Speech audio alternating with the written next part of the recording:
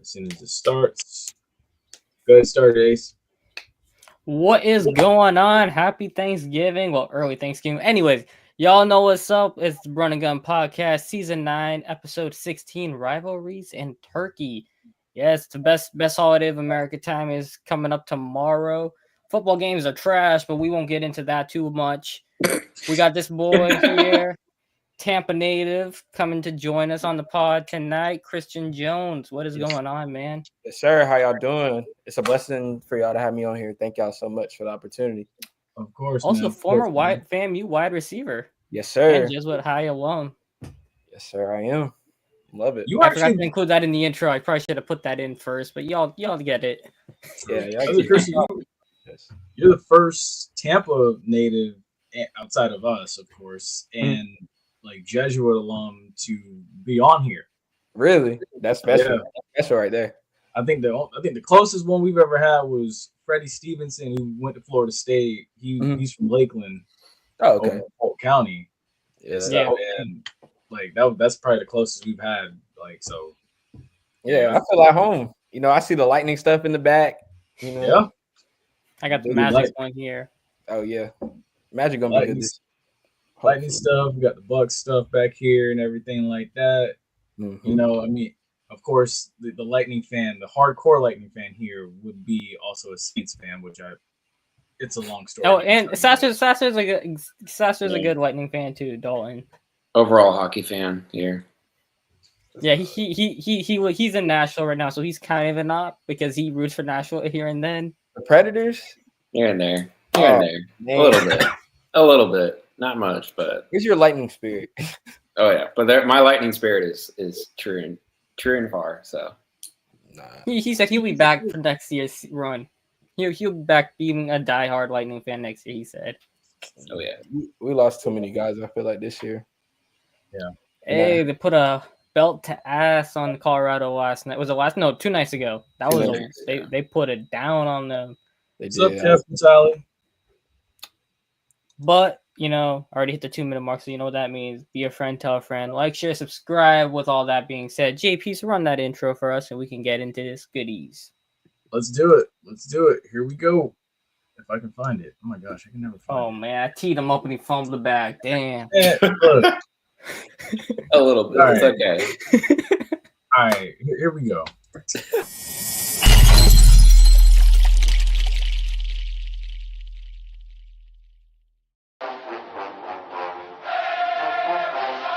Hey, what's going on, guys? This is JP. This is The Bug. This is JC. This is Flash. This is Jimi Hendrix. And you're listening to the Run and Gun Podcast.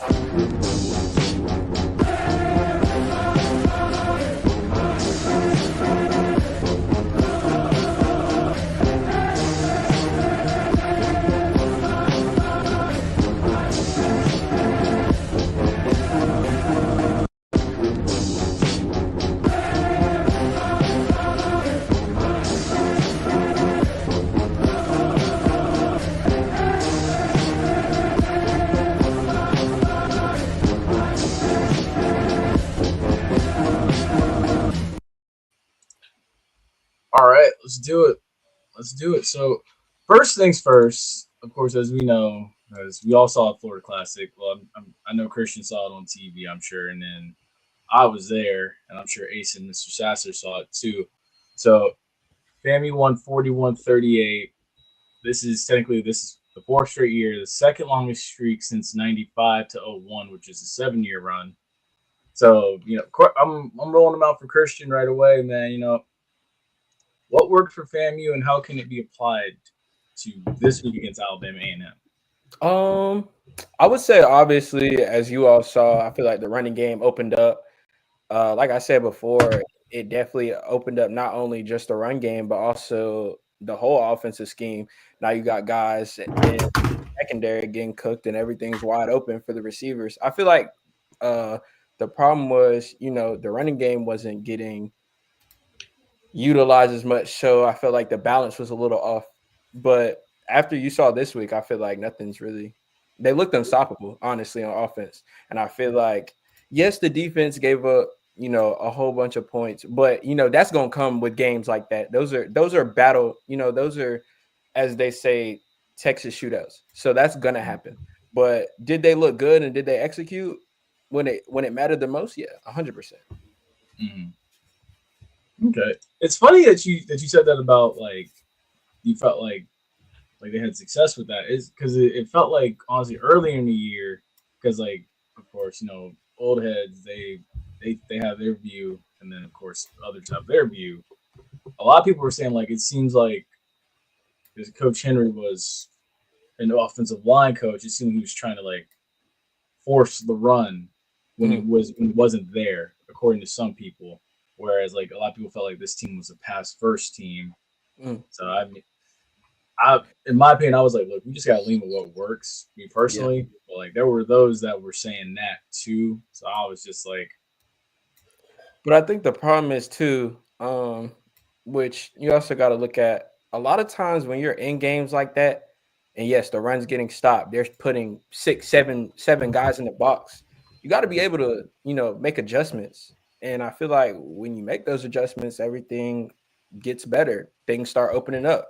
You start throwing the ball. You start throwing little slants out routes to, get those 4 or 5, 6 yard gains that leads to explosive run, explosive passing throw, different things like that. And I feel like once you have a good balance in a sense of both, that's what makes a offense very, very good. Very hard to stop.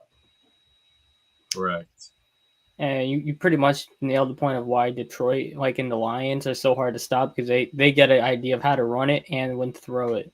Exactly. Like look at like you said, take Detroit for example, or honestly take teams like Detroit for example. I would say the Lions as well. And San Francisco. I'm tripping, not Detroit. The Eagles and The Eagles and the Vikings. Like they have two good. You got to think in the Detroit offense. They have Jahmyr Gibbs. They have David Montgomery. Then you have Amon St. Ra on the outside, and then you have J-Mo. Like nobody's sitting there and going to be able to stop that all in one sitting. You can't sit there. You put 6 in the box, you're going to leave somebody one-on-one. They're getting scored on. You don't put 6 in the box, Jahmyr Gibbs or David Montgomery is bound to go for a touchdown, a screen, something's coming positive. Just like Saquon in those, for example. You got Saquon back there having one of the best seasons that I would say since he's been in the league. Ever since that I'd probably say those first 2 seasons with the Giants, I would say like combats that. He's been having a big ginormous season, but that also opens up for people that's been hurt, like AJ Brown and all those. That opens up the passing game. So that's why you see them kind of flourishing a lot better this year too. I feel like that, especially last year, was what's holding them back. Yes, they had, those other running backs, but when you have somebody as a household name like Saquon, it's really hard to stop Saquon by himself. Yeah. No, and FAMU, they got that boy. He went off. Yeah, that Franklin dude. And that's Franklin. I think I talked about him when I did the preview for the game before. The Valley game? Valley game. I was talking about like the man was starting to heat up. They had to give him the run. They didn't give him too much. And then it was like, well, you saw what happened to your offense.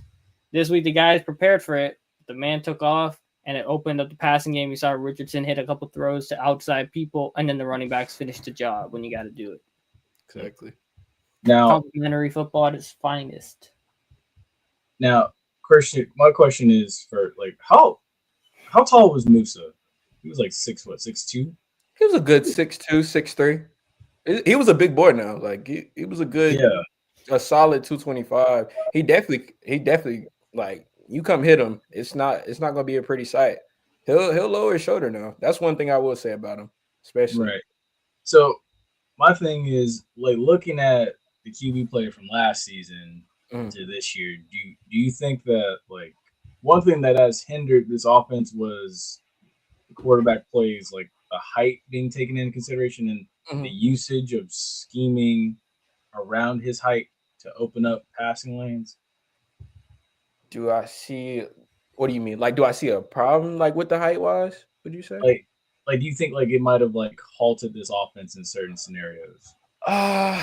See, that's the troubling thing about it, because you do have short quarterbacks that thrive in those. Like you see Kyler Murray, you see some of those other short quarterbacks that can, see over. I think it just depends on the quarterback per se. Because when you look at both of them, realistically looking at them, they do throw the ball well. Like Richardson had what? He has almost 3,000 yards on the season. So I don't think it's really the height. I definitely think it's probably the schemes, especially of the defense.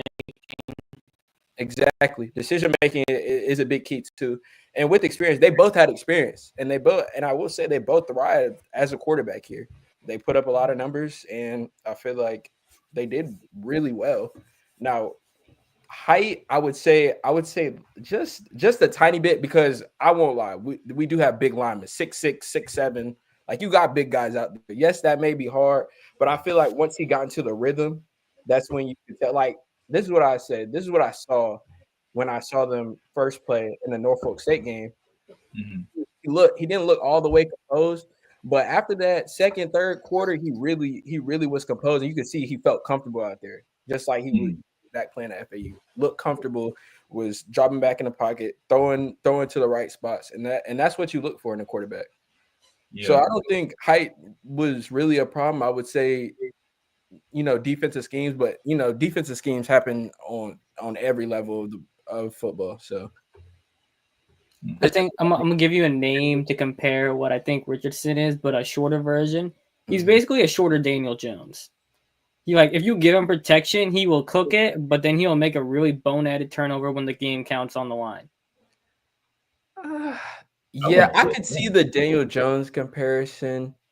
Just like a really much shorter version, because he has some mobility. He could throw if he has time, like a clean pocket. But when a play breaks down in his clutch moments, he'll make a boneheaded turnover and cost a game. Honestly, I'd say his best quarterback comparison is Russell Wilson. Like, you put Russell Wilson in a good offense, boneheaded turnover. But like, think about where he was at with the Broncos. He had all his receivers were hurt. Did they have Philip Lindsay then? I can't remember for sure, because Javonte was in and out, but Philip Lindsay was gone after 2020. Okay, yeah. So like I said, like the running game wasn't there, and so he was kind of forcing. That's what happens when you don't have people back there. You start forcing things, and that's when those turnovers and different things happen. You can take a gamble here and there, and a pick is a pick. If you take the gamble and it doesn't work out for you the first time, then obviously not to throw it again. But I feel like once you don't have people back there to help you out, because you need receivers and running backs to help you out. That's how you score.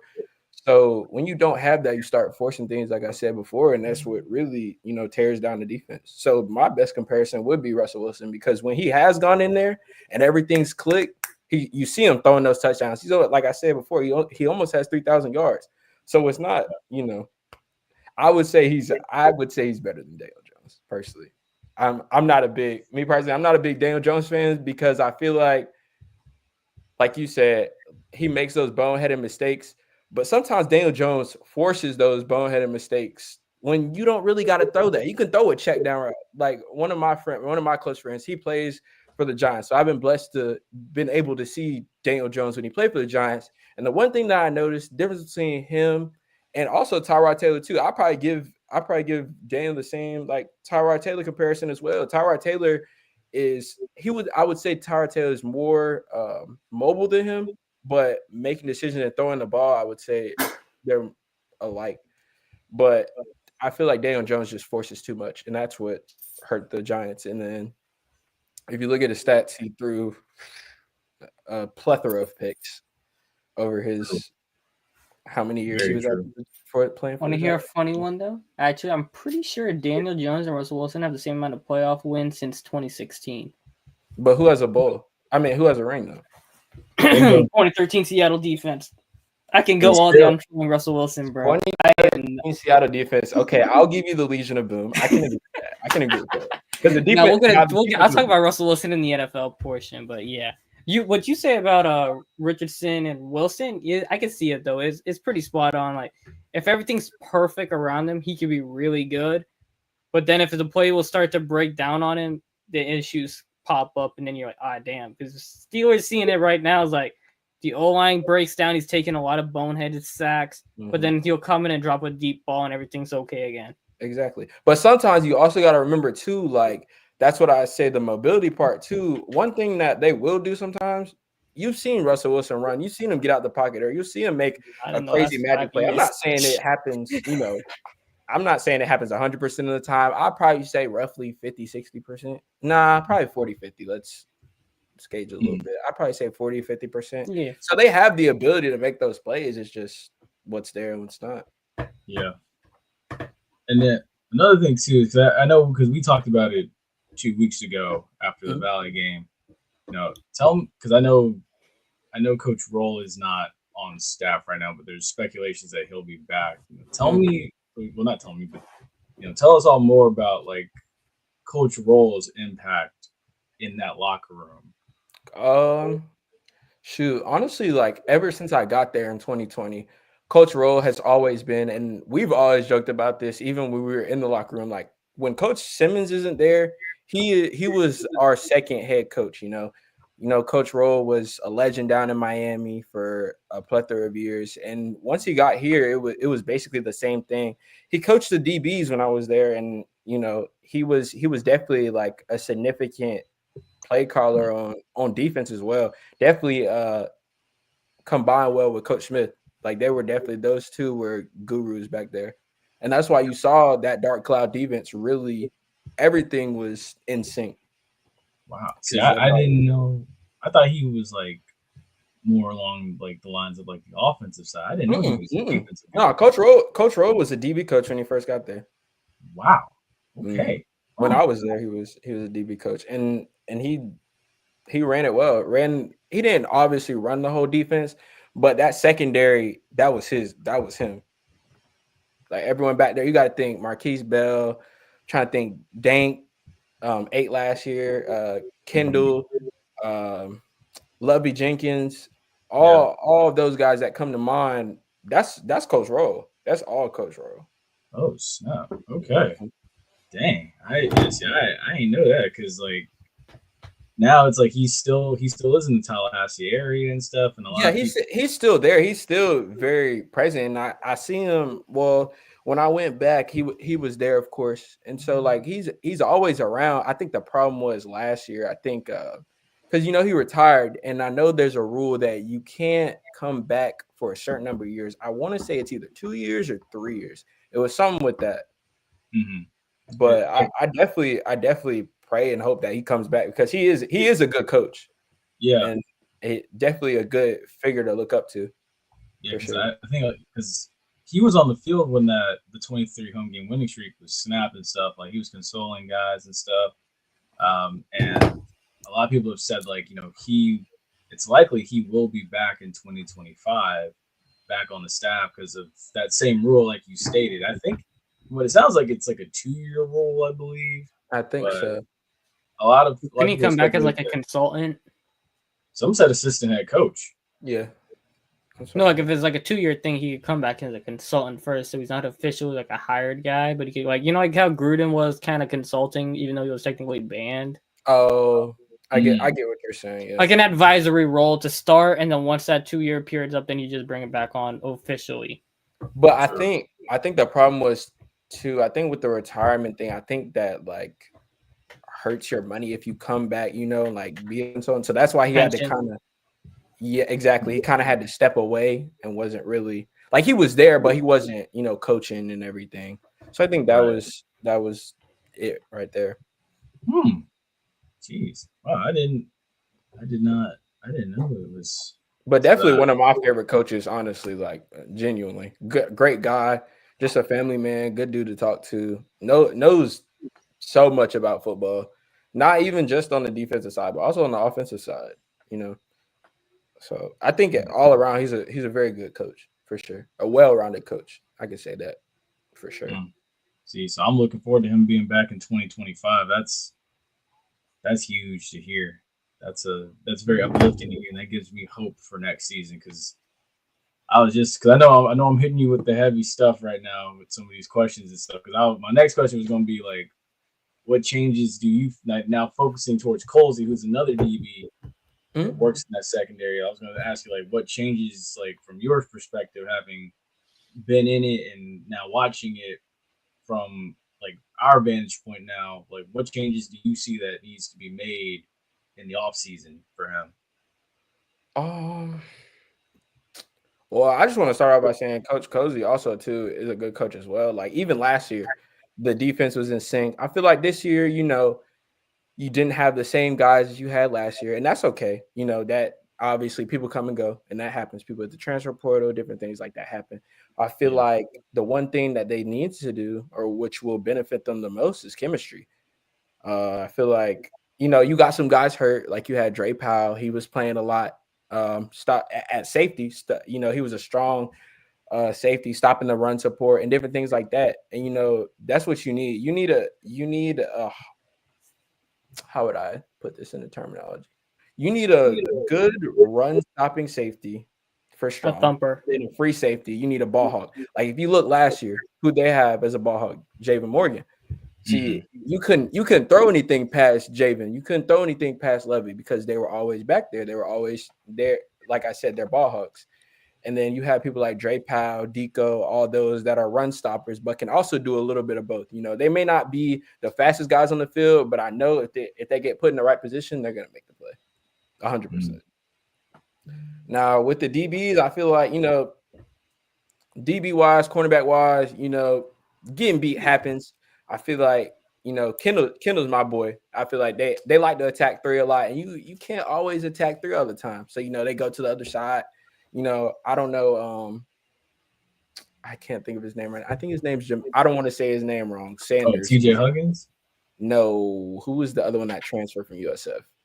Oh, that's Jamel Sanders. Jamel Sanders. Yeah, I think he's really good. I just think he needs, a little bit more time to, be in the Rattler room. I think once they get that together and everything kindles together, I don't see anybody stopping that secondary. Because even when I played against them, they're all talented. There's nobody on that DB roster. And you got to think some guys that I haven't seen play, Winsome, Frazier, he's a 6'5" DB. Have you ever seen I have not seen a 6'5" DB until I met him. And just a lot of different guys out there that can really, turn the defense around. I just think they need a little bit more time and to become a good football team and to get that championship level team, you got to build a connection and build that trust. Yeah. So that when you go out there, it'll be a lot smoother. Because I was gonna say the one thing I say that one more time. The one thing I admired about you guys and stuff, especially under Simmons, and I'm sure they still do it, is like the whole like team devotionals thing. Because that Why Not Us series kind of showed us that side of it and like how deep it really goes. Yeah. Because I was looking at that and I was like, I'm like, dude, like this team shouldn't have lost in 21. This team shouldn't have lost to JSU. Yeah. And like this team should have won the Celebration Bowl that year. Yeah, we were especially that year too, like the Why Not Us year. We were so closely connected. Like all of those guys, like a plethora of them, I still obviously have group chats with, talk to them till this day. That team was so knitted. And I think the thing was too, which separated like this year a little bit from like 2021, 2022, seniority, I would say. Because you had a lot of guys that were seniors and graduated seniors, but it was about leadership. Like you look at Isaiah Land, when Isaiah Land talk, you sit there and listen. Like people that's talking over him, they take that as disrespect. It comes with the territory. So you see a lot of guys like Isaiah Land, Zay Smith. I'm trying to think. Zay Major, like all those had those seniority feelings to it. Like he's our captain. You listen to him, and anything else goes. Like it was a lot of it was very strict too. Like you come to practice late, you come to workouts late, they'll just look at you till you go home. Like a lot of people don't want to hear that, but that's the leadership that comes with it if you want to have a good team, I feel like a lot more leadership. And like they all drilled into our heads. Coach Simmons always did. The way you do anything is the way you do everything. Right. So, it's funny you say like I've been saying that since the Jackson State game this year. Who's the alpha? Who's the guy that like when they stand up, everybody just shut up and listen. Just don't even say nothing. Just listen. So I'm glad that you said that, Christian. I'm so glad you said that. Now, my next thing is, before we like discuss, FCS playoffs and stuff with Tennessee State and Bayou Classic. Mm-hmm. My next thing is, I gotta know craziest story from practice, whether it be fall camp, there's regular practice on the game week. Craziest story. I have a couple of crazy stories. I probably say the funniest story for me is like we would have practice at it started at 5:30, right? Mm. So we're going through warming up, everything. Like everything's fine. I'm obviously tired. I'm not thinking anything of it. We're getting it now. We're getting the one-on-ones. Literally, the first one-on-one fight instantly breaks out, and it's not even 6 a.m. They sitting there trying to pull each other's helmets off. I'm not gonna say the names because those are my brothers, but they sitting there trying to scrap at 6 a.m. I'm just looking around. You know me, like I'm tired. Of course, like I love football, but Yeah. 6 a.m. I'm like I'm not trying to do all that. I'm trying to run my routes and get up out of there. I promise you, they sat there for probably a whole minute trying to pull each other's helmets off, just swinging at each other. Probably one of the funniest things I think I've ever seen. Genuinely. Yeah. Genuinely. Oh, you gotta love the art of competition. Yeah. Gotta I love it. love that type stuff though. Like Same. if you're not grinding like that and you're not trying to fight your brother over football, do you really love the game? You're right. You're right. It's a difference between people that like the game and love the game. If you're really passionate about the game, it don't matter. It don't matter how hard you block somebody. A fight's gonna happen. Yeah. It's gonna happen. See, now you're taking me back to my high school days and stuff. We didn't have enough of that. That type of stuff we didn't have enough of. You gotta have some dodging. I agree. We didn't have enough of that because it was like you didn't have that, and I think that's why we were always good enough to get close enough to get one game away, but we never got there. And that no wonder you couldn't beat a team for 17 years. No, more than 17 years. How many years Actually 20 when I got it was. Bro, I stopped counting once I went to high school. I went to Hillsborough. I just stopped counting, bro. Now, to be fair, and folks, we're talking about high school right now, real quick, briefly. But I mean, TC did end it like, what was it, 20 years ago? Yeah. 3 years ago. 3? Yeah. 2022. It was like 22. Yeah, I think you're right. It was 22. Yeah, because I was like, yeah, it's crazy. We actually, those kids that like I personally know them. We all like the older guys. We texted them and said, "So y'all are the year. Y'all are the year that messed us up, huh?" Yeah, but we always said like every year at Jesuit, it was always a thing. It doesn't matter what our record is. We could be winless. Yeah. We gotta win that one game right there. Just one. And every time it always seemed because I watched Jesuit, like, they played other teams and stuff. Me personally, I was like, I didn't think their class was like that good. I didn't think the class we played against was that good. Like the classifications and stuff. Yeah. Outside of CCC in Berkeley, but yeah, those are the only two. Yeah. And I was thinking to myself, I'm like, we should beat these guys. Like, or I'll be like, man, they had you were against the Aguilar Berkeley. That was my first Aguilar Berkeley. That was my freshman year. You went against the Aguilars? Whew. Dude, that kid, I was one of the seniors that had taught me the whole defense in the off season. As soon as I got there, he ran that kid slap over and gave him a concussion. Really? Yes. That is so crazy. My dad actually coaches basketball at Berkeley. Really? Yes, sir. He does. Oh snap! So he knows the Garcias. Yeah. What you mean? I grew up with Coach Garcia and all them my whole life. They coached at Sickles together. Nice. RJ and them are like my god brothers. I coached Rico. He's number 2 for Berkeley. Mm-hmm. Yeah, baby Rico. I coached him for like 1 year in flag football. He transferred out of the middle school he was at because of just at Billum, right? Yeah. Mm-hmm. Yep. He left because of drama and everything. I hated to see him go. I didn't want him to go. I was trying to.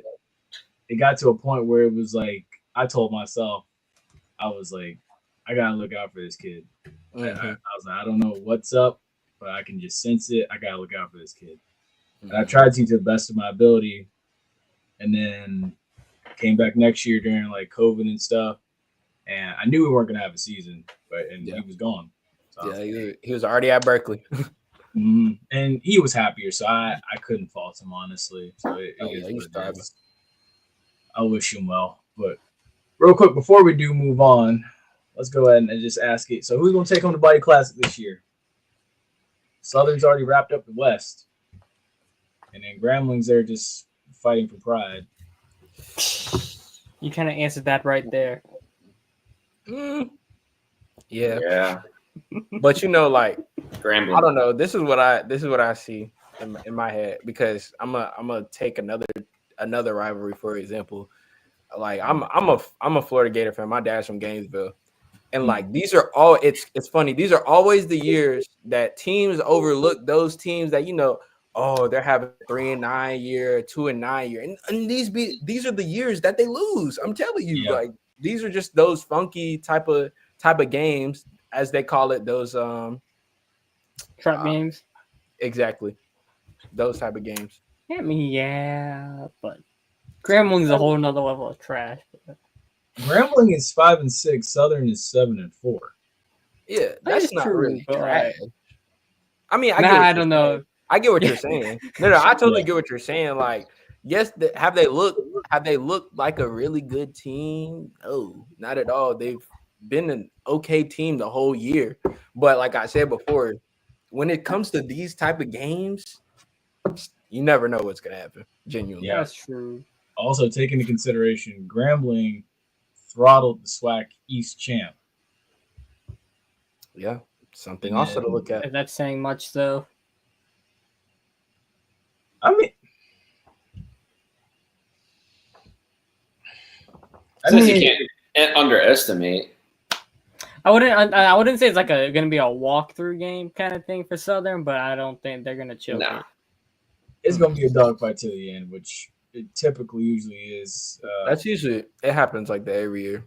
Because you got to think like those rivalry games. Every rivalry game every year is close. Like Auburn, Auburn, Alabama. Those like you see them go to the wire every single year. So you just can't put nothing past any of these. It's kind of like an NFL division game. Like the teams can be so like the Raiders somehow, as bad as they are, they're always a one-score game with the Chiefs. Exactly. Yeah. Stuff like that. I agree. But I think the better team still somehow wins it at the end. No, for sure. That's just how it feels. Yeah, definitely. I definitely think that's just what I meant earlier when I said that. Like, and then the other one is. Oh, go ahead, Christian. Oh no! I was saying I totally understand where he's coming from, 100%. And then the other one is in the great state of Montana.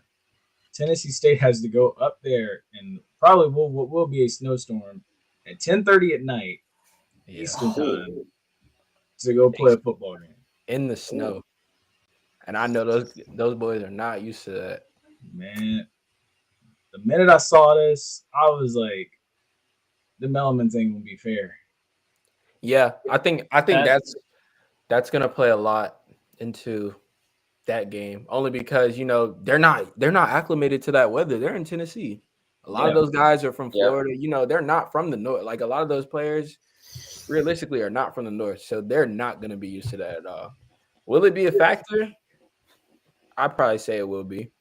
It may slow the fast guys down though. You got to think about that. As it's gonna be a game where it's gonna be like 50 rushing attempts on each side. Mm-hmm. Yeah. As someone that's lived in Tennessee or currently lives in Tennessee, it gets freaking cold. And I visited Big Sky, Montana in like the fall, winter time. That is brutal. A different cold. Mm-hmm. It's a different type of cold compared to Tennessee. Yeah. Totally. Let's see. Actually, let's see. Montana's current temperature. It's got to be in the 20s. Oh, 20, it's 26 degrees right now. Yeah. And it's come Saturday. It's supposed to be a low of 23. Oh. With a high. Okay, that's not too bad. You know what? Actually, that's actually not that bad. I mean, it's not like that Chiefs game against with the Dolphins where it was like negative 20. Yeah. Like 20-degree weather, bro. Like you're gonna be running around, your body temperature is gonna be up. You ain't gonna feel that. You got to think of the wind chills. Negative 20. Yeah, that's true. Yeah. Yeah, but like if you know what I mean, though, it's like negative 20 is a different cold than a 20 wind chill to like probably 0, with the snow. Yeah. You might get like how the Browns were. It's like some of them Southern guys are gonna embrace having a snow game. That's probably gonna be their first ever snow game. They might be like happy for it. Yeah. So you just never know about that. It's supposed to be 10-mile-per-hour winds. Okay, that's Saturday. not terrible. That's not horrible. Yeah. Yeah. So I mean, man. Oh, I just know it's gonna burn. Yeah, I just know I'm from Florida. Like, right? Getting hit in the snow.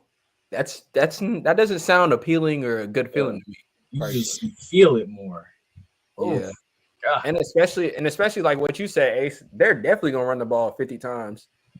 You cannot throw in what 20. Bro, your hands gonna be like bricks. Your hands are gonna fall. It's off. gonna.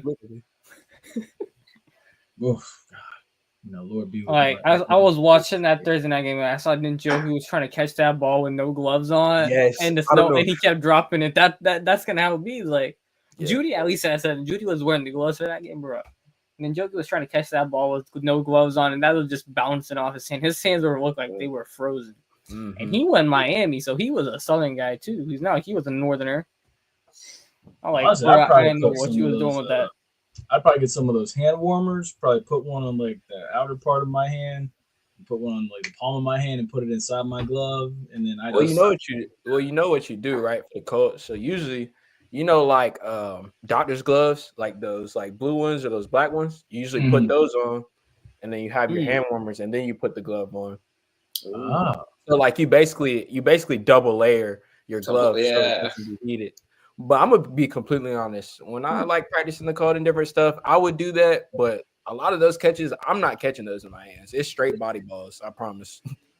And especially in that makes sense though. Yeah.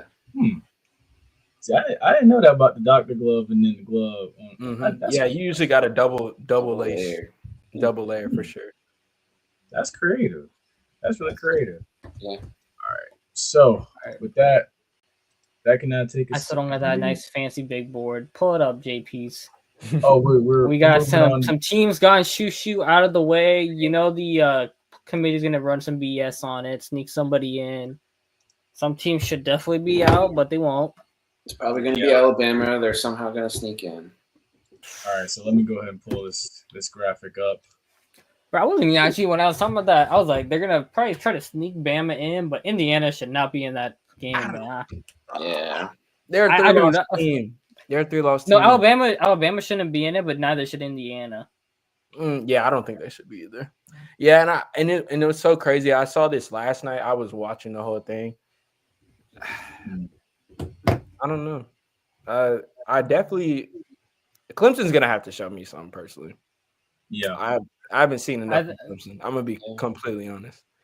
And like I go to school in South Carolina, but I hear like I all my friends are Clemson fans. All I hear is, K Clemson. Louisville lost, man.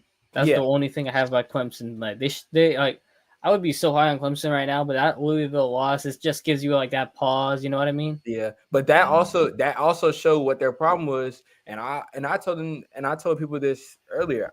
They have good receivers. Their QB, he's all right. They don't have the DBs that they used to have. That's true. They don't have. Yeah, they lost Wiggins. Yeah, they lost Nate. They don't have people like that. Yeah, they have Terrell's younger brother, but you can't just have one DB back there that's quote unquote a star. They have a lot of like, and that's what you saw. They're putting Ja'Cory Brooks from Louisville out there 1-on-1. He's been killing people. He played at Bama last year, so he's used to killing people. So that's when I realized like Clemson is not what they're people think they are. Yes, that defensive line is very. I will say that now that defensive line is very solid. Now the secondary, it's suspect. Yeah, that also goes into Dabo's unwillingness for the transfer portal. Yeah, I was a Dabo dude. He does it the old-fashioned way.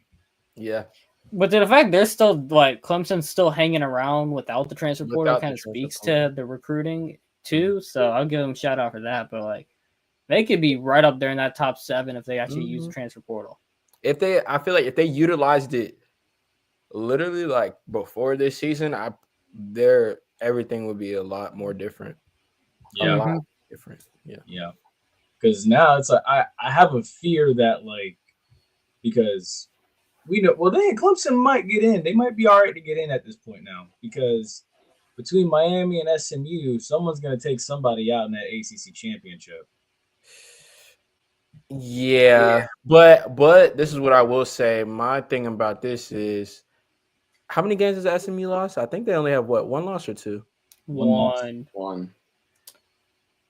Miami has 1, 2. That's Like what I think if SMU beats Miami, they're gonna keep both of them. Yeah, that's what I'm saying. If SMU beats Miami, I feel like they're going. Clemson will probably get bumped because that was the ACC championship, and I feel like they'll be more lenient with Miami and SMU than Clemson. Yeah. And then you still got Alabama and Ole Miss hanging around at 13 and 14 just outside of this list. Yeah. So, this is going to get tight at the end. It really did. I'm just looking at this. It really did make I'm just looking at this, and it's just like I only see like 4 or 5 legitimate teams that actually could win the championship. I don't really think half of these teams are gonna have they will compete. Yeah, They'll be Oregon, Ohio State, Georgia, and Texas. Yeah, I haven't really got faith in the other ones. And then it's wild too because Texas has to win this weekend. Yeah, just to get in the SEC championship. Oh yeah, Texas A&M this weekend. Lone Star State showdown. And as long as Texas can run the ball, they'll be fine. Yeah. And that's the thing they had the issue with Georgia. When they played Georgia, they couldn't run the ball effectively, and they forced Ewers and Manning to try to do something. And once Georgia figures out that you're not running that ball, they pin those ears back, and they're coming. Oh, yeah. They send the house, too. That's one thing about Georgia's defense. One thing about that Georgia defensive coordinator, he's going to send the house. He's definitely going to send the house. And so is that Mike Bobo, correct? I believe so. I think so, yeah. He runs it kind of similar to how Kansas City runs their defense. Oh, Glenn Shorman. Mike Bobo is the OC. Yeah. But I mean, plus Kirby has a say in it as well too, because Kirby's Penn State being at 4 and Notre Dame at 5. How do you feel about Notre Dame? Bear in Arkansas, Polar Bear in Texas. Wait, say that again, Christian. What do you think about Notre Dame? I'm not a Riley. Like, I like Riley Leonard, but like Riley Leonard he's okay. He's okay to me. He's going to go to a good team in the NFL and he'll be all right, but I don't trust him. And Notre Dame as a team, I just don't trust him. At all. Ever since they lost to Northern Illinois, I still have not. Ever since they lost to them, I have not been sold on them whatsoever. Same. Genuinely. Yeah. Same. Yeah. You lose to a team like that at home, it doesn't matter if you lose by a field goal. The fact that they were able to be in that game is a problem. And I don't know why the committee thinks so high and mighty of them. After them, I'm trying to think, who did they really play this year? They played. I will say this is a Marcus Freeman issue because they lost to Marshall. I want to say 2 years ago, same issue. Yeah. They brought in a lower team for a bump up win for the home team, like the crowd, and then they come out super high and they come out flat right after, and get punched in the mouth. That's how it always is with Notre Dame. Yeah. Because I think right now, too, looking at the actual bracket, that's the bracket right there. If it ended today, SMU's going to beat them. Yeah, for sure. I definitely think they'll take them. But like now, my question is, how did Arizona State sneak in there? I haven't heard anything about them all season. So the thing with Arizona State right now is because Arizona State's they're the conference leader right now. So because Arizona State leads the Big 12. Big 12, that makes sense. Okay. They are automatically in over Clemson, over Ole Miss, and over Alabama. So if Arizona State can hold on here and beat Arizona and then win the Big 12, they're going. Yeah, they definitely will be there.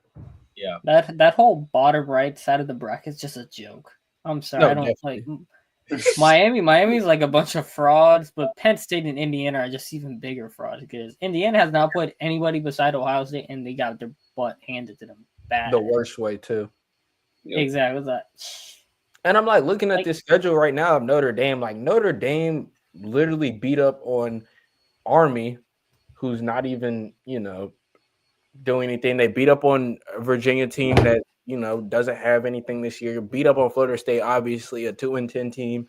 Yeah. But I haven't seen them, really do much against a worthy opponent, even though they didn't really play anyone. Oh yeah, I forgot. I think their best game was Notre Dame versus Texas A&M, and that was the first game of the season. Yeah. First game, yeah. Then they beat Louisville by 7. Yeah, and that was a 15 versus 16 matchup at the time. yeah. But I mean, honestly, and then they're favored by 7.5 against USC in LA. So I mean, that's no easy task either. That's what I'm saying. That game's a toss-up as well, realistically. So USC could pull something off too here at the end, and then that for me, if Notre Dame loses to USC, you're gone. Yeah. But who do you think gets in if Notre Dame? They'll sneak into Alabama or Clemson. Yeah. You think that? But realistically, do you think they'll sneak in a 3-loss Bama over Clemson? Or, I mean, I wouldn't put it past them. Bama's 3 losses are what? I'd put Ole Miss before Alabama. Really? Well, they didn't play each other this year either, Alabama and Ole Miss. They didn't play each other. That's true. But Alabama's losses are literally Tennessee, Vanderbilt, and Oklahoma. Okay, but you got also, that's. I mean that Vanderbilt game, that should have been a blowout win, but that was a fluky one. I mean, shoot. I mean, I you don't saw know. Ole Miss. The reason I'm Sad. not saying Ole Miss is because I'm a Gators fan, and the way what they did to them, you sit there and cry and throw 2 picks back to back. Hey, that boy DJ good though. I guess he is. He's a guy. That's all I got to say on that. He's a guy now. Wait till we get all of our receivers back. I'm telling you, we're going to be unstoppable. Eugene Wilson, he's been out. He's been out, most of the season. Or, more than half.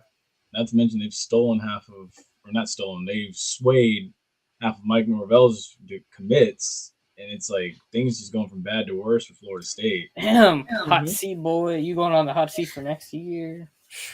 I know them boosters in Florida are so happy they don't got to pay that buyout. Now on the other side, FSU's boosters are like, crap, this buyout's coming. Man, but the thing is, I say about Florida State, I think it was the coaching. I think they cleared they cleared house. I think they cleared the right people out. I feel like that offense, they have a lot of pieces on offense. Like I look at FSU like FAMU, they got the pieces. You just got to get the right chess player to make the pieces go, and that's how an offense runs. Because honestly, Alex Atkins, he was on a 4-game suspension. A lot of people they've been critical of Ron Dugans going back to when he was a wide receiver coach at Miami. Yeah, and so. I do agree. I think Mike Norvell has a plan. He's suffering through it right now. Yeah. But I feel like he does have a plan for 2025.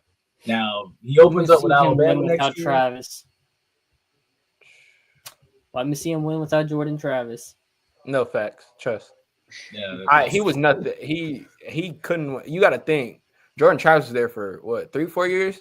Yeah. He really didn't get good till last year before he broke his leg. Like, I wouldn't say all the way good, but you could tell like this was his offense, Yeah.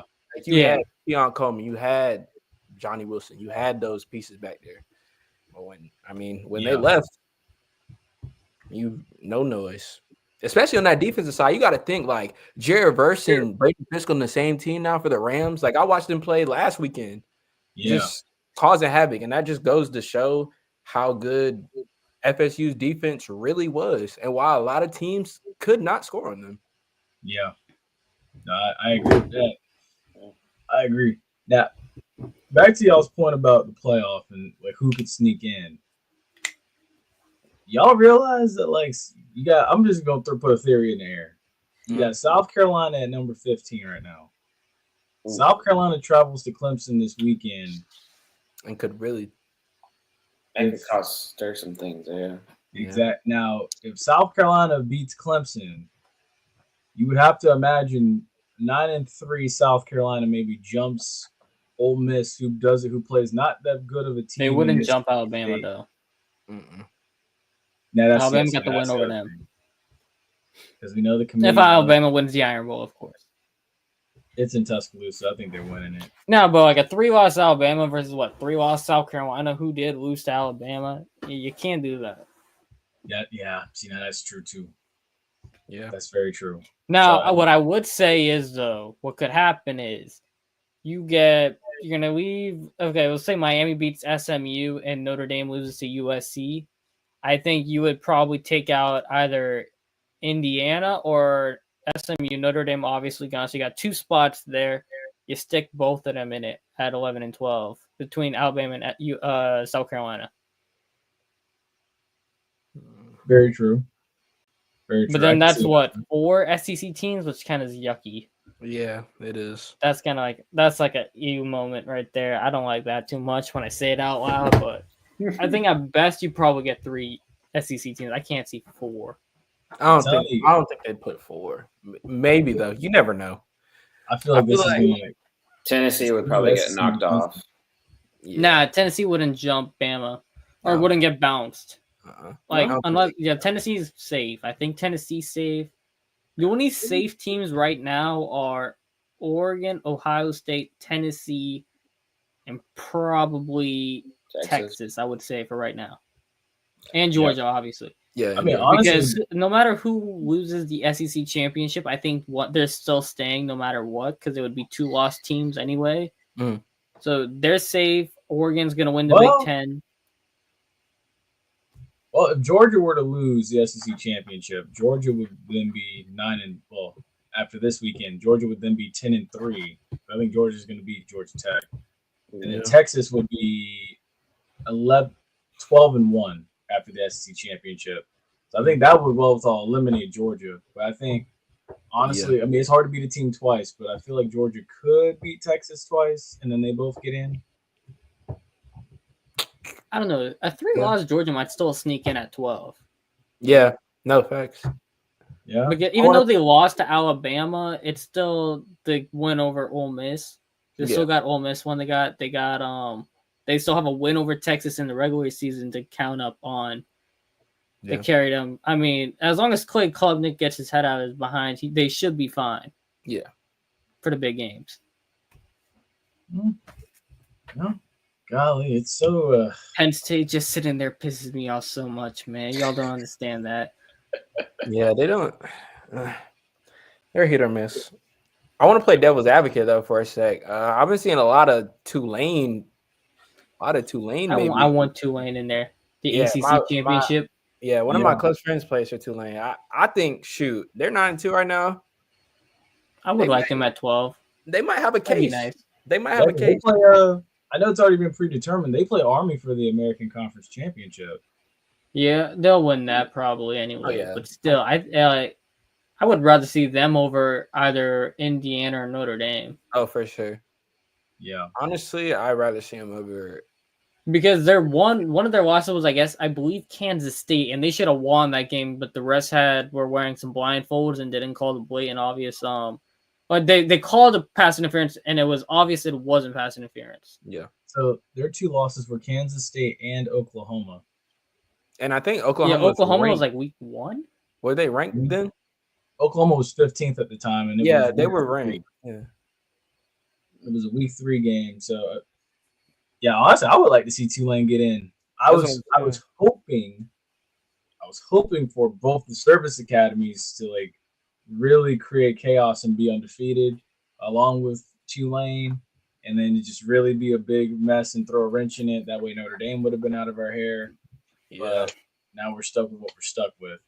Oh, I'm not sold on Notre Dame at all. I'm not sold. Yeah, honestly, 6-7. And you're not the only one. Yeah, 6-7 and 3 they're head scratchers for me right now. And also too, I feel like after watching the game last weekend, Indiana versus Ohio State, like you could just clearly see they literally could not keep up with Ohio State at all, which goes back and makes me think we put them in the playoffs. They're getting a first round bounce. Yeah. Easy work. Like I said, that bottom right bracket is a joke. No, for sure. 100%. I'm trying to see, has Penn State played Indiana? No, obviously not. I'm going to say what my dad said here. My dad said that Ohio State's winning it all. That's what my dad said. That's what my dad thinks. I will say if Ohio State wins it all, I have a hot take here. If Ohio State wins it all, Walker Howard will be a first-round pick. No, 100%. I think this is... I mean, the man diced up Indiana. Like, he really showed something. His only pick was, like, off the tight end's hand. Yeah. Let me see. He played really good. And then he should have beat Oregon, but he had that kind of... I want to say not like a rookie mistake, but, like, you know, like, you kind of forgot where the time is in your head. Mm-hmm. Yeah. But you got to think about Will Howard's stat line this year. 2,685 yards, 26 tutties with 6 interceptions. Anything as a quarterback, I see if you throw under 10 in a year, I feel like that's pretty spot on. Yeah. And it's not like he's getting carried by the wide receivers. It's not like Jeremiah Smith is Marvin Harrison. Like Kyle McCord was bad. I was talking about this all year last year. Horrible. Like he made Emeka look so bad last year, and Marvin was bailing him out a lot. So it's just kind of like, you know, it's like for Walker, it's like Jeremiah is not there yet. And Emeka is not even like going crazy. Like he's spreading that ball around. You know what I mean? So it's kind of like like that's what I was gonna say. I was gonna add to it's not just Jeremiah Smith. Like you got Jackson. I don't know what's his name. I forgot his first name though. Yeah, I can't think of his name. Mbuka, 17, I believe. 17 or 17. I think so. I'm thinking of number 2 though. Emeka. Yeah. Like he spreads it around to everybody. It's not just, you know, Jeremiah Smith show. It's not just that. Like like you said before, Ace, he evenly spreads out the ball, and that's what wins games. You got to think like who they got at running back. Like they got a healthy Quinshon Judkins. Yeah. Back there. And that really helps too. That really. And I feel like the difference between, because, you know, RJ, we were talking about earlier, he played at Kansas State.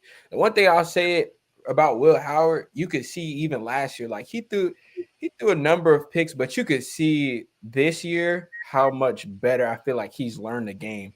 Like he has 6 picks. He's not throwing those same bonehead mistakes he made last year. I feel like he's matured a lot, and that's why Ohio State's offense is so highly powered. And one of his picks, like I said, one of the picks was off his wide receiver's hand, and the other was the first play against Penn State was the pick 6. And that was because he didn't see that safety drop, and the receiver didn't push it deep. Like he didn't bring it enough inside. He won more upfield. The receiver didn't. I know exactly what play you're talking about, because the safety, like you couldn't really see the safety. He kind of just stuck his head out there like right time, or really undercut that. Let me say that. But other than that, like Ohio State's going to be a solid team. Now, Boise State at 4. They're good. I like Genty. I love Genty, but when you're gonna go up against a team, like let's say they have to play Ohio State, they gotta play somebody. They're gonna put 7-8 in the box. Like that's no question. Now the question is your quarterback and are your receivers ready? Because now they're gonna have to come into play and actually start making plays. Yes, they've made plays during the season, but I feel like they've been depending on Ashton too much. Yeah. Because their leading wide receivers got 738 yards and 4 TDs this season. Cameron Camper. Their next leading receiver is a tight end. He got 4 times the amount, bro. That's crazy. Because he's got over 2K now. That's insane, dude. Yeah. Hey, I gotta go in a minute. So y'all want to move on to the NFL real quick? Sure. Real quick. I gotta ask real quick. So we do move on. Which is the best rivalry in the game right now? I mean, I know history will say different, but the best rivalry in the game right now between the Iron Bowl, clean old-fashioned hate, the Sunshine State Showdown, the Palmetto series, the game, and the Egg Bowl. You know, And also you got the battle for the Jewel Shillelagh. yeah, that one too. Me personally, I would probably say the Iron Bowl. Honestly, not just because of history, but you also just got to look at every game that they've played like over the last probably 3-4 years. It's like every that. game, literally every single game is that close. Like we saw last year, this man Jalen Milroe had to throw it in the back of the end zone for Isaiah Bond to catch it. Like no time left, you know. 4th and 31. Yeah, that's a Madden type play right there. That's bro. That's not even happening in Madden. yeah. When you get on Superstar or whatever, it's not all Madden now. It's Superstar KO. Yeah, pretty much. It's like that is not happening. That thing is getting picked. No, exactly. No, it's unrealistic, but hey, that's why I don't put anything past like NCAA when I see stuff like that happen, because obviously you see Jalen Milroe throwing it on 4th and 31 for a touchdown at the end of the game. I agree. Then you got the kick six.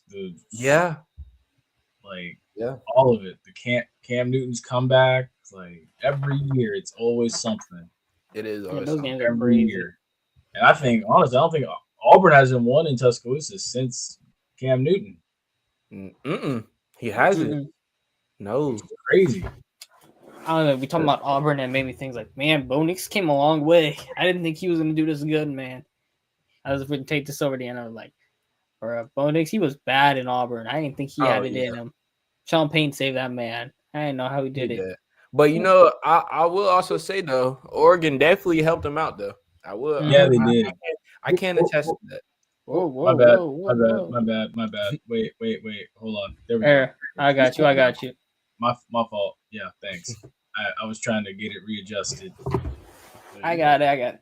My bad. Christian, go ahead. Yeah, you all good. But nah, like, and that's the same thing I say about Dylan Gabriel. Like, I don't know who their quarterback coach is, but the last two that I've seen, Bo Nix really well. And then you got Dylan Gabriel right now, I think he has the record currently. Either him or Cam Ward does. I know I saw. I mean, but obviously he's played for 6 years, but to have the most, total yards in front of Case Keenum, who threw for, I don't even know what the record is, but it's very impressive to see what Oregon has been doing the last couple of years with their quarterbacks. Yeah, and it seems like they always have one. It's for me at least, since I've been paying attention to them. Started with Jeremiah Masoli, and then they had some dude who wore number 1 came through after him, and then they had Mariota, and then they had because Chris. I'm thinking too, because I'm trying to think like, who was that? Because it was a dude. I know Herbert. Who? I'm trying to think. I'm about to search his name up. I'm trying. Yeah, because it was a dude that was like, because I remember they had LaMichael James and DeAnthony Thomas. Mm-hmm. Yes. Okay, I know. I can't think of that name, but I know like they were just. He was like a big body though. It's like a big body type of quarterback. I know. Well, obviously we know Marcus Mariota, but I'm trying to think the one before that. 2010. While you guys are doing that, I'm just gonna go ahead and do this. Oh, Baker with the Tony Cutlett's mockery. That was hilarious. I'm surprised the mob didn't break something for him. Wait, what'd you say? I was like, well, you guys he was were doing when Baker was making fun of the Tony Cutlet nonsense. Like, the Tommy DeVito thing. He was doing like this. Yeah. Oh, was it Darren Thomas? Yeah. I think that's who it was. I think that's who they were just like, they seemed unstoppable. That team, yeah, that team was very solid. That other team, I stay up and watch that game. They had LaMichael James and DeAnthony. And it was like they were just making play after play after play. Auburn had a little bit of luck in that game, as they do some odd reason. Like whenever Auburn's good, like they always have a little hint of luck. Now that freshman receiver that they got, he's gonna be solid. I don't know his name, but he's gonna be real good. I'm surprised, honestly. Before we do head into the NFL, I'm surprised, honestly, that like Hugh Freeze is not gotten it turned around as quickly as he usually would have. Yeah. I don't know. The SEC is just like SEC is just a gauntlet in itself. Like this year is a perfect example of anybody can be beaten on any week. That part. And that's what you see. That's what it looks like. I'd probably say the SEC to me reminds me of the division with the Vikings and the Lions, like the NFC. NFC North. Yeah, NFC North. That's what it reminds me of because everybody in that division is solid, maybe except for one. But other than that, everybody is solid. Juggernauts. See, Ace, why are you laughing at that?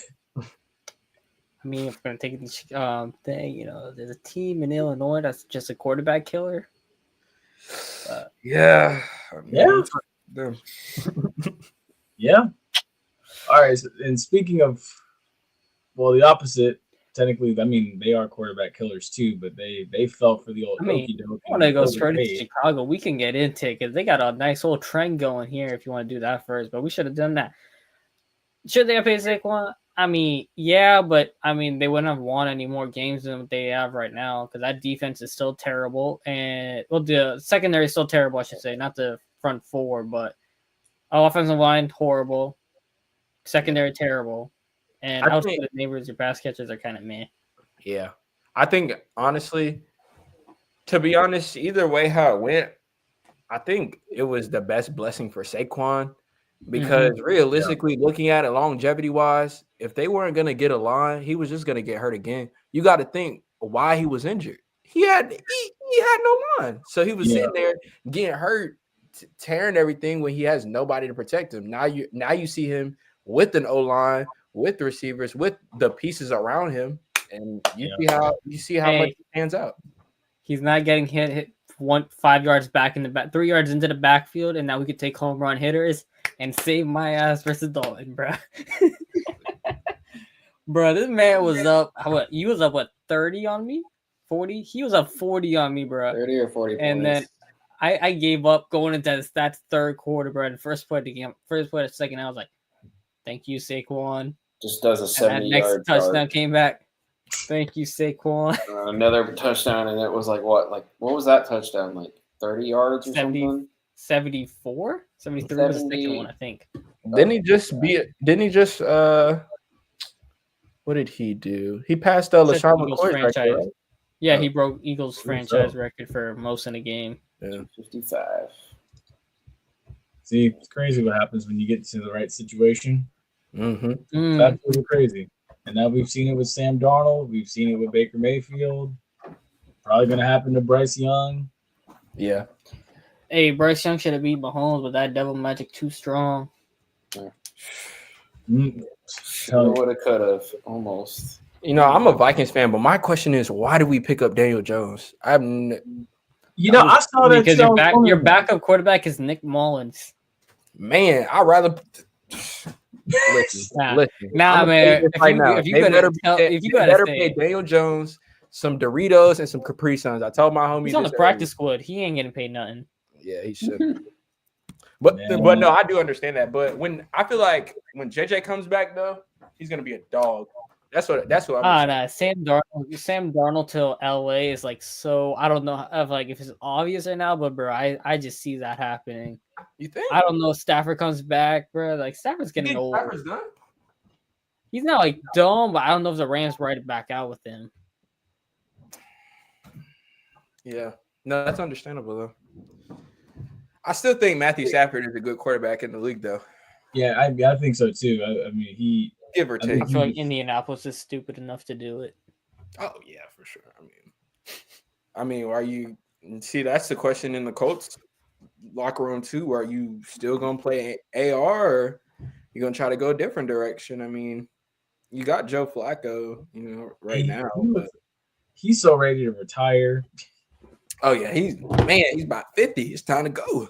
Yeah, you can tell he just wants to retire. He's like, God, I just want to retire, but this kid just can't get it together. Yeah, and I love AR. Like he has great ability. It's just like his thought process. You're throwing in a double. Jaden Daniels. Like what are we? Yeah, exactly. Like what are we doing? Why are you sitting there throwing it in double coverage? You have a running back that can run his behind him. 11 of 28, bro. I don't get it. How your completion percentage is like almost like 40%. That's like genuinely horrible. Exactly. It's like dog crap. If he doesn't get a 50-yard bomb, it's 5 yards out of bounds, missing an open out route. Yeah. I feel bad for Adonai Mitchell, man. That guy is good, and he's just stuck there, and he's like, bro, give me the ball. Yeah, he's by himself. Like Pittman and Downs occasionally will give you something, but like, he can get you one-on-one open. Like he's so open, and the guy is just never giving the ball. I feel bad for him. Wow, that's crazy. They're second. Indianapolis is second in their division right now. Yeah, that's how bad they are. Tennessee and Jacksonville are like top 5 picks. Yeah, that might be it. It's crazy. I know Jacksonville's number 1. I think Tennessee might be like. Well, Tennessee might be 7 now because it beat Houston because Houston's O-line is terrible. Yeah. But then Ka'imi Fairbairn in the clutch is even worse. I really don't know how Tennessee won that game. I'm like, when I saw that, I was like, huh? Dalton jinxed it, having so much negativity around the Titans. Yeah, I know. All right, so it's such a joke, though. Like, just looking at it. What do you think the downfall of the Texans are this year? Why do you think they were? Interior offensive line. Yeah. And injuries. I mean, Nico Collins is helping, but like you look at it, right? Nico Collins had that touchdown that would have been the go-ahead touchdown. They called it back for I think illegal motion. Mm-hmm. And then they had Stroud put him inside the 20, and Ka'imi shanked it. Yeah. And then Jeffrey Simmons was in the backfield the rest of the game because their left guard is worse than. Let me shut up on what I'm going to say. I'm looking at that turkey there. Oof. Snooze fest for the middle game. Snooze. Bro. Yeah. All those games are going to be – well, that Sunday night game might be good, but the other games are terrible. That's what I'm saying. Sunday night game, I'll watch. Snooze fest for that Giants and Cowboys. Man, this is a public service announcement to anybody watching this show. Y'all better go enjoy your Thanksgiving dinner and go play some football outside or do something. Do not watch that game. Go hug your family or something. No, literally. Don't even waste your time. Watch that. You're better off playing that exact game on Madden than watching it. I'm going to be honest. Yeah, honestly. To be honest, yes. Might be more exciting. Earlier in the year, it went down to that came down to it was like a 15-20 game, wasn't it? That game was during Helene. That was when Helene was hitting, bro. I was watching that thing because I had no power or whatever, and I was like, yeah, it was 20-15. Cowboys won. I mean, the Cowboys are going to win again. Neighbor, Daniel Jones was trying to lead a comeback or whatever, and then Neighbors got concussed, and that offense fell apart. Yeah. That was a terrible game. Yeah, it was. Detroit might break. I don't know what the single game rushing record is. For a team, team rushing yards, I don't know what the single game record is. But if Montgomery somehow plays this game, Detroit's going to win it, or Jahmyr Gibbs is going to break the single rushing yard game. Single rushing game, rushing yard, whatever. Y'all understand what I mean. He's going to break the record. Yeah. So they're going to get 50 points. Right now, the NFL Lions can't stop the run. Bears can't stop the run. 296 set by Adrian. Yeah, Jahmyr Gibbs is going to break that. If David Montgomery doesn't play, Jahmyr Gibbs is going to break that record. When I tell you, Dan Campbell's going to look at Jahmyr, go to work right now. They're going to give him a screen off the bat. Because you got to watch Jahmyr. That's the thing. That's what I like about Dan Campbell. He knows how to get both of them in the right position. Yes, David Montgomery is a power back here and there. But, when you look at it both realistically, they're both, good-sized power backs. And they both have speed. Yes, Jahmyr Gibbs is the takeoff running back. But don't count out David Montgomery. He can still run with the best of them, too, I think. I think he's hurt, though, so I don't know if he's playing tomorrow. Oh, yeah. No, that's what I'm saying. But, Jahmyr's going to eat tomorrow if it's just him. Mm-hmm. Yeah. Because you got to look the whole year, they've been splitting reps and still both eating, With Sonic they said Sonic and Knuckles is what they call Sonic them? and Knuckles. Sick combo. That's slick. Nah, we need a Sonic Shadow kind of one. I don't know. I just need that. Somebody in the NFL, Well, I saw on Twitter the other day, they said actually 8-Chain and Jalen Wright could do that if they give Jalen Wright more touches. Yeah. I could see that being a Sonic Shadow type duo. Facts. What were you saying, Christian? You said you saw what? Oh no! I was trolling about like the whole Sonic thing. They were saying Jared Goff was Tails, and then Amar St. Raw was Shadow. Nah, J-Mo should be Shadow. J-Mo got that speed. He does. Nah, you right. Give me Amon Ross Silver if you got to do anything. Oh, that's what it was. Yeah, I totally mixed that up. You're 100% right. It was he was Silver, and then It's all good. The more I think about it, the more I think like Jared Goff really is Tails. Let's say, yeah, he really is. he's like a golden retriever. Like he gives me golden retriever vibes for sure. It really does. No, Bad. All right, you know what? Let's just get into what's your favorite Thanksgiving food. I mean, I'm about to say something. You say golden. Actually, if you look up a picture of Jared Goff and there's an actor, I'm trying to think of his name. Ryan Gosling. Ryan, Yes, they look kind of similar. Oh my god. Oh my god. It's freaking like uncanny. I'm like, whoa, they look like they could be brothers. You're always finding doppelgangers, man. I am. It's always the athletes. I'm like, Forever looks finding like doppelgangers. like a celebrity. This looks like a celebrity. That's wild. All right. So yeah, I guess we can talk about it now. You know, everybody's favorite Thanksgiving dish. Stuffing. Stuffing. Let me stop. I'm a stuffing. Yeah, stuffing. I'm If it's about to not head out, bro. stuffing, That's it. I'm out. if not stuffing, it's mac and cheese, obviously. Bro, I'm out. Yep. All right, yo. Happy Thanksgiving, y'all. That's just. favorite. I mean, all right, Christian, what's yours? I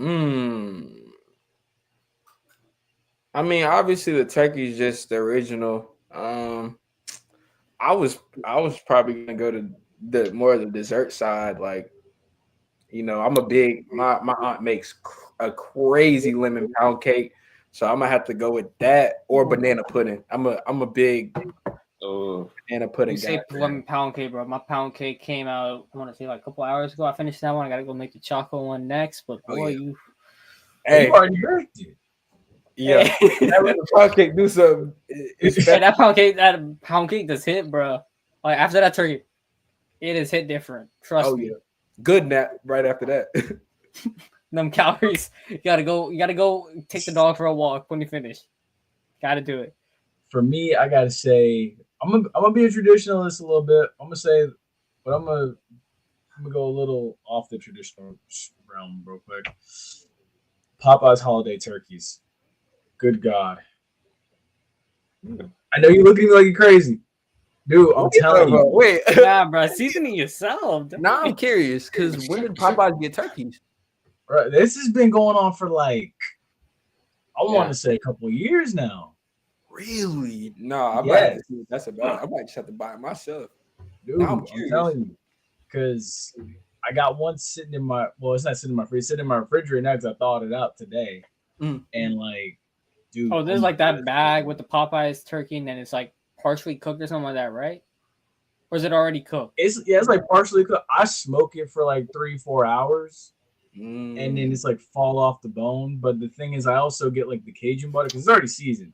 But I season it a I little just bit inject more. it with the Cajun butter. We'll have to do that tonight, and then we'll just stick it in the smoker tomorrow morning. Dude, I'm telling you, like, look into it, man. It is so. Nah, I just good. season it myself. I don't do no buying that kind of thing, bro. I'll just season it first and then. But I stuff it with oranges and lemons too. Ooh. But I'm surprised that like nobody has like, because y'all are like another group of people that I've told about this, and they're all like, wait, what? How long has Popeyes been doing this? That's I just buy a turkey and season. I don't Yeah. get those pre-thing, man. You don't know how long I've been sitting there. Man, I'm telling you, man, it's worth it. I got one sitting in the freezer for Christmas, and I got one sitting in the refrigerator for tomorrow. All right. I gotta see I'm this. I'm curious, man. telling you. I've seen an ad on it on YouTube, but I ain't actually like check it like that. I've never actually seen it in the stores. I don't know if you gotta call Popeyes or something. You can call them, or you can just roll. You can just pull up, and like, because the one I went to, I went to the one on Hillsboro near Middleton High School. Oh, You talking about FAMUs just by Tally then. You talking about the one Yes. on where is that at? You talking about the Publix by the Ross over there? Yes. Popeyes Yes. on Hillsboro 15. I know exactly what you're talking about. Okay. Yeah. I'm trying to visualize like where it is in Tampa. Yeah. I went to Just that off one. 235. I was able to get one. I'm sure they're still gonna have some more, honestly, because I mean it's a holiday turkey. Like, so I mean, and I'm more of a turkey person than a ham person. Mhm. So like, dude, oh my god.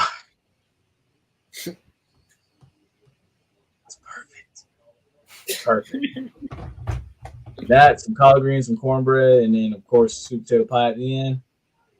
Oh, I've never had a really good sweet potato pie. Pumpkin pie is terrible. Don't mind me with that. I never had like an actual good sweet potato pie. Really? Man. dude, I need to go by my mom's work. That my mom had it once from one of her coworkers. And she works down where he got his turkey. And bro, she was like, "Damn!" I was like, "Man, I'm gonna have to call this lady one day and have her make one for me. I need to try this." Mine never came out good. Potato pie will change your life. No doubt. Man. I need to try this one too. Look, But have y'all had peanut butter pie? I'm out. All right. That's it, y'all. Sure. Thank you guys so much for a wonderful episode of Sure. the podcast. I mean, it's JP Staunton, Christian Jones. What? Sir. Thanks so much for a great episode of Peanut butter pie. Running on podcast. I'm out of here, bro. That's it. Nah, bro. J Peeps, be a friend, tell a friend, like, share, subscribe. Yo, Christian Jones, tell them where to follow you, bro, on social media, and then we'll head out now. Y'all can follow me on Instagram at christianjones.2 and on Twitter at _ChrisJones4. So yeah.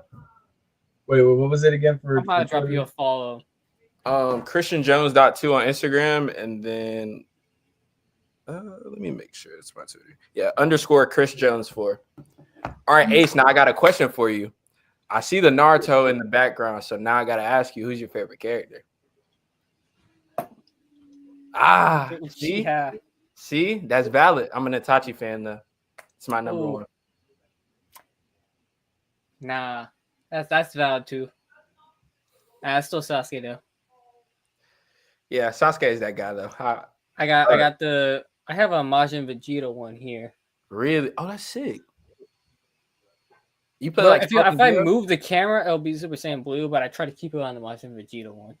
Yeah, no, that's sick. I actually like that one. Yeah, but this was a fun episode. I mean, besides the peanut butter thing, we was doing good. What do you got against that? Bro, I'm not a fan of peanut butter on a pie, bro. What?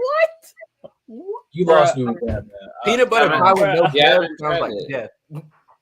It's freaking bro, good. I feel like I'd be chewing forever. I'm sorry. GP, just it's not what you think handles it is. And let's run. Okay. It's not what you really think. Send me a picture of this tomorrow, bro. Send it, please. Yeah, send it a picture of me tomorrow. I gotta see what this is because my brain is just telling me it's like a pie, like a crust with peanut butter inside. With peanut butter. That's what I'm thinking. It's not all and like peanut peanuts on top of it. I don't know. Butter. Okay. I gotta see what this is, bro. I'm sorry. It's just like. All right. Before we get out of here for the evening, I need everybody's score predictions for Black Friday for FAMU and Alabama A&M.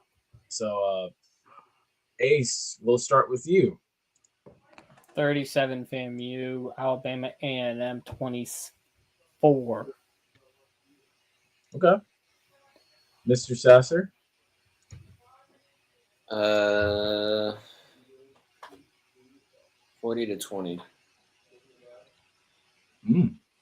Okay. Everybody's going back to the 40 burger. This is the game they postponed from what, Milton or Helene? Yeah, from Milton. Yeah. No.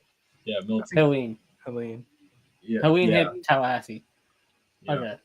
Okay. Christian? So my guess is, honestly, I got a shootout, low key. I'm feeling like a 40 burger 37 type of game. More like Bethune, honestly. Yeah. Actually, I could see that more. The FAMU defense giving up 37 to 38. Bethune, 38 to Bethune. Man, that was a rough one. Yeah. I know Bethune's decent, but giving up 38 to Bethune is crazy. Yeah, like they showed lights of being really well. I just think they Yeah. just got to get everything together. When Yeah. they do that, I'm telling you that defense is nothing to play with because they have the interior line. They picked up some guys too. All right. Yep. Two actually from Tampa too. Actually, Say again. 2 of the linemen are from Tampa. Oh yeah, James Ash is from Tampa, right? James Ash, and then I can't think of his name, but he went to Armwood, number 99. He just transferred from North Carolina, I want to say. That kid. Yeah. He went to Armwood though. What high school did James Ash go to? Around He went to Chamberlain. We actually played him in the playoffs plenty of times. Him and Caesar Ray got a fancy football field now, and I'm still in shock. Oh, wow. Okay, I didn't. Wait, so Chamberlain isn't even in the Chiefs anymore. What happened to that? Yeah. Wait, they rebranded? Wait, what? Yes. I'm sorry. Yes, when did this happen? When did I've this driven happen? past it sometimes. I haven't. I know Chamberlain got a new stadium and bleachers and everything. I didn't know they rebranded like that. But what? All right, you know what? Wrap this up. I'm out. Okay. My brain can't take this. My brain can't take this anymore. This is wild. All right, we got to talk about this off air. All right, let's roll this outro and then let's get out here and then we'll discuss this afterwards. But yeah, folks, thank you so much for joining us this evening. Christian, thank you for joining us as well, man. We appreciate it. Of course. Thank y'all for having me. Of course, man. Anytime. And we wish you the best in your master's program. We should have talked about it earlier. Master's program up. You say you're in North Carolina now, right? No, South Carolina at Anderson University. Okay, and you're getting a master's degree in business administration. Nice. Okay, and I'm playing football up there as well. It was our first inaugural season. It wasn't as solid as we could have been, but everybody's young, so next year we're definitely probably gonna run our division for sure. Nice. You know, and the most important thing is there's someone that's gotten a doctorate degree. I always advise people, if you can go get the other one, man. Exactly. And if you want to go for another one after that, go for another one after that. It always seems like when you're in it, it's like it's going to take forever. But when you get to the other side, you're like, damn, I'm glad I did this. So exactly. That's why I always say every day, job's not finished. Yeah. Got to get the next one. Facts. Big facts. So, yeah, folks, y'all take care. Enjoy your turkey tomorrow. Enjoy your peanut butter pies.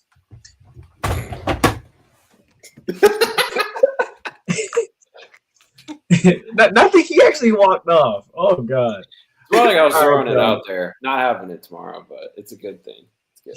Y'all take care.